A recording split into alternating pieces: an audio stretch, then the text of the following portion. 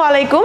আজকে চলে আসছি এমডক্সের পক্ষ থেকে আমি ফারিয়া। আজকে আপনার সাথে কথা বলবো আমাদের এমডক্সের ইনবিল্ট হোয়াইট বোর্ড নিয়ে, যেটা নিয়ে অলরেডি আমরা আগেও কথা বলেছি। তো এখন কথা বলবো হচ্ছে এখানে তিনটা অপশন আছে, একটা হচ্ছে শেপ, স্ক্রিন রেকর্ডার এবং বোর্ড। এই তিনটা অপশন নিয়ে আজকে আমরা আপনাদের সাথে আলোচনা করব। তো ফার্স্ট যদি শেপে যাই, তাহলে এখানে দেখবেন অনেক টাইপের শেপস আছে, অনেক টাইপের শেপ বলেন বা ইমোজি বলেন বা লাইক আছে, তারপর হচ্ছে অ্যারো আছে। তো আমি যদি একটা শেপ সিলেক্ট করি, এখানে কিন্তু সেই শেপটা আমি এখানে কালেক্ট করতে পারবো। এটা কিন্তু যে কোনো শেপই আমি এখানে কালেক্ট করতে পারবো। তার সাথে সাথে আরও অনেক ইন্টারেস্টিং একটা পার্ট হচ্ছে, আমি এটাকে সিলেক্ট করে এটার বর্ডারটা আমি অন্য একটা কালার দিতে পারবো অ্যান্ড এটা ফিল আমি অন্য কালারে করতে পারবো। So is it very interesting.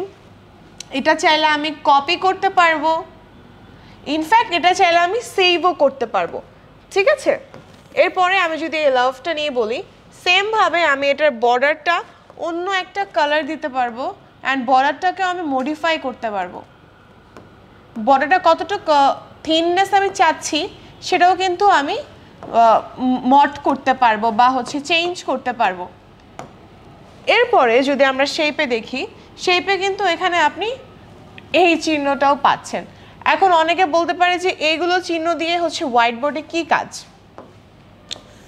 অনেক টাইমে আছে যে আমরা হচ্ছে বাচ্চাদেরকে ইমোজি আসলে বুঝিয়ে থাকি যে এটা কি সেটা কি, সেই ক্ষেত্রে কিন্তু আমাদের এই শেপগুলো অনেক কাজে লাগবে।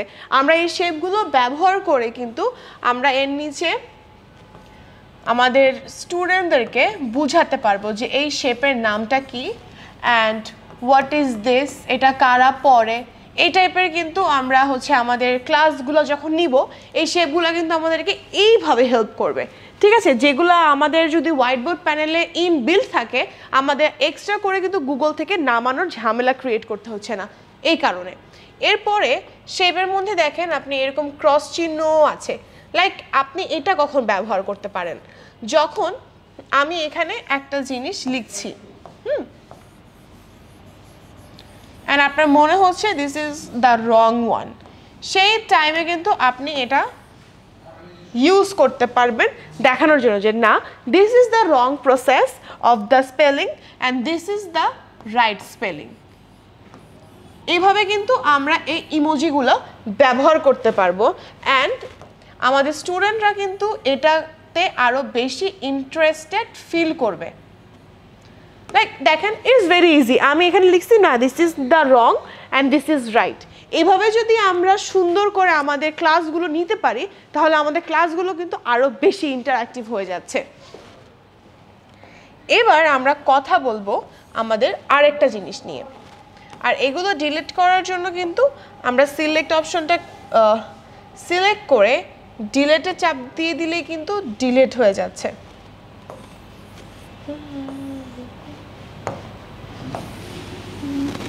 আপনি চাইলে সব একসাথে সিলেক্ট করতে পারছেন, ডিলিট করতে পারছেন।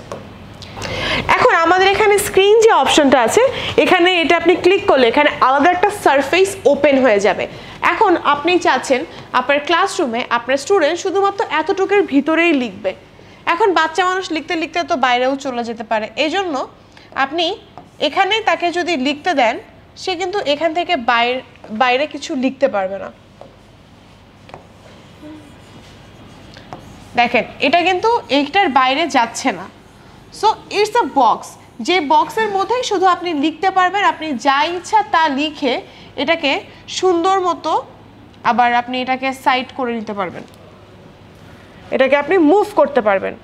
মুভ করার জন্য এখানে ক্লিক করে এটা আপনাকে পুরোটা মুভ করতে পারবেন, বড় করতে পারবেন, ইনফ্যাক্ট ছোট করতে পারবেন। এখানে কিন্তু অনেক টাইপের অপশনস আছে, এগুলো আপনি ইউজ করতে পারবেন। এটা ক্লিক করলে আপনি লেখাটা স্ক্যান করে তারা হচ্ছে যে অ্যাকচুয়াল লেখাটা মানে আমাদের রাইটিংটা এআই সেটা কিন্তু একদম অ্যাকচুয়াল করে দিবে। আমি একটু ট্রাই করে দেখি, যদি আপনার কোনো লেখা থাকে সেটা হচ্ছে এমডক্স এই যে রেকগনাইজ করতে পারবে যে আপনার স্টুডেন্টসরা কী লিখেছে বা আপনি কী লিখছেন, সেটা কিন্তু রেকগনাইজ করে আলাদা একটা টেক্সটের মধ্যে তারা নিয়ে আসবে। আন্ডু যদি করতে চাই, সেই ক্ষেত্রে হচ্ছে আমি যা যা লিখেছি সব চলে যাবে। ঠিক আছে, zoom in zoom out export, this is very common. এবার আসি বোর্ডে। এই বোর্ডটাতে চাপ দিলে আলাদা একটা বোর্ড ওপেন হবে, যে বোর্ডের মধ্যে আপনি লিখতে পারবেন। ঠিক আছে, এই বোর্ডে আপনি যা ইচ্ছা তা লিখতে পারবেন, যেভাবে ইচ্ছা সেভাবে লিখতে পারবেন, চাইলে ড্রয়িং করতে পারবেন। এই বোর্ডটাকে আপনি মুভ করতে পারবেন, এটা আপনার বোর্ডের একটা সাইডে, কোনোভাবে কোনো একটা সাইডে আপনি এটাকে স্টোর করতে পারবেন। ঠিক আছে, দিস ইজ দ্য পয়েন্ট। এই দেখেন, আপনি এটাকে আপনার ইন্টারঅ্যাক্টিভ প্যানেলের যে কোনো কর্নারে কিন্তু রেখে দিতে পারবেন।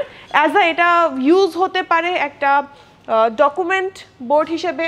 আপনার ইম্পর্টেন্ট ডকুমেন্টগুলো আপনি বোর্ডে লিখে রাখলেন, অ্যান্ড পরবর্তী দিকে যদি আপনার মনে পড়ে আপনি সেখান থেকে ভুলে যান, দেখে আপনি ক্লাস করাতে পারছেন। আপনার ক্লাস এখন কি ক্লাস, পরে কি পড়াবেন, এখন কি পড়াবেন, এগুলো কিন্তু আপনি ডিসক্রাইব করে এখানে লিখে রাখতে পারেন। এর পরবর্তীতে গিয়ে কিন্তু আপনি ওটা দেখে আপনি সুন্দর মতো ক্লাসটি করাতে পারেন। এত বেশি অপশন দেওয়া আছে, যেটা আমাদের ডেলি লাইফে বা আমাদের টিচিং লাইফে অনেক বেশি হেল্পফুল। এবং এই হোয়াইট বোর্ডটা ইউজের ক্ষেত্রে কিন্তু আপনার লাইফটাও, আপনার টিচিংটাও কিন্তু ইন্টারঅ্যাক্টিভ হয়ে যাবে।